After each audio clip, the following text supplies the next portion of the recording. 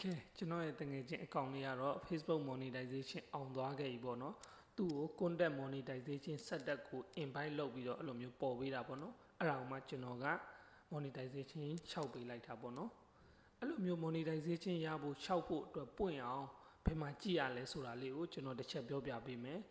ကိုယ့်ရဲ့ profile နဲ့ကိုအရင်သွားကိုယ့်ရဲ့ profile နဲ့မှာ professional dashboard ဆိုတာရှိတယ်အဲ့ထဲကိုဝင်ပြီးသွားလို့ရှိရင်ကျွန်တော်တို့က monetization ဆိုတဲ့နေရာလေးကိုကျွန်တော်တို့ကတစ်ချက်သွားကြည့်လိုက်အဲ့ဒီမှာ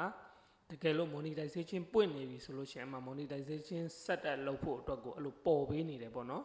တကယ်လို့ကိုက6ပြီးသွားလို့အောင်သွားပြီဆိုလို့ရှိရင်ဒါကျွန်တော်အကောင့်ထဲမှာတော့ဒီတိုင်းလေးပေါ်နေပါတယ်ဒါကတော့လာပြီးတော့ invite လုပ်ထားတယ်အဲ့ဒါကို setup လုပ်ပြီးတော့ဒါပတ်စံဝင်နေပြီပေါ့နော်တကယ်လို့ကိုယ့်ရဲ့ account ထဲမှာ monetization setup ဘာမှမပေါ်သေးဘူးဆိုရင်တော့ဒီတိုင်းလေးပြနေမှာပေါ့နော်ကဲအဲ့ဒါဆိုလို့ရှိရင်6လည်းမ6ရသေးဘူးပေါ့နော်အဲ့လိုမျိုးဆိုလို့ရှိရင် setup ပေါ်အောင်ဘယ်လိုလုပ်ရမလဲဆိုတော့ကျွန်တော်တို့ကကိုယ့်ရဲ့ account မှာကိုယ်ပိုင်ဗီဒီယိုလေးတွေကိုယ်ပိုင် sharing ဗီဒီယိုပဲဖြစ်ဖြစ်တစ်ခုခုကိုကိုယ်ပြန်ပြီးပြောပြတာမျိုးအဲ့လိုမျိုးပေါ့နော်ကိုယ်ပိုင်ဗီဒီယိုလေးတွေဖန်တီးပြီးတော့ပုံမှန်တင်သွားမယ်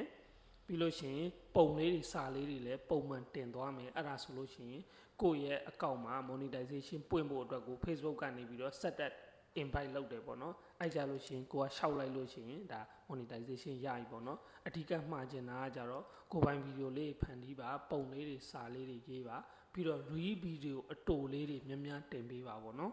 အဲ့ဒါဆိုလို့ရှိရင်ကိုယ့်ရဲ့အကောင့်မှာ monetization ပွင့်ဖို့အတွက်ကိုအထောက်အကူဖြစ်ပါတယ်ကိုပိုင်ဗီဒီယိုလေးပဲဖန်တီးပြီးတော့လုပ်သွားကြည့်ပါ monetization ရသွားပါလိမ့်မယ်ဘာဖြစ်လို့လဲဆိုတော့ကျွန်တော်တငယ်ချင်းဆိုလို့ရှိရင်လေဒါသူ့ကိုကျွန်တော်6ပေးလိုက်တာသူဆိုလို့ရှိရင်လေစူးစမ်းနေတာကြာပြီဗျကိုပိုင်ဗီဒီယိုလေးတွေအမှသူ policy ထိလိုက် invite မလုပ်လိုက်အခုနောက်ဆုံးမှာတော့သူ့ရဲ့ account ကို monetization အဲ့လိုမျိုးပေါ့နော် content monetization setup ပေါ်အဲ့လိုမျိုး6ဖို့အတွက်ကို invite လုပ်ထားဖို့သူရသွားခဲ့ပြီပေါ့နော်အားကြောင့်တကယ်ချင်းတို့လည်းစိတ်ရှည်လက်ရှည်နဲ့ကိုပိုင်ဗီဒီယိုလေးဖန်တီးပြီးတော့စူးစမ်းကြည့်ပါလို့အကြံပြုလိုက်ပါတယ်အားလုံးပဲအဆင်ပြေကြပါစေ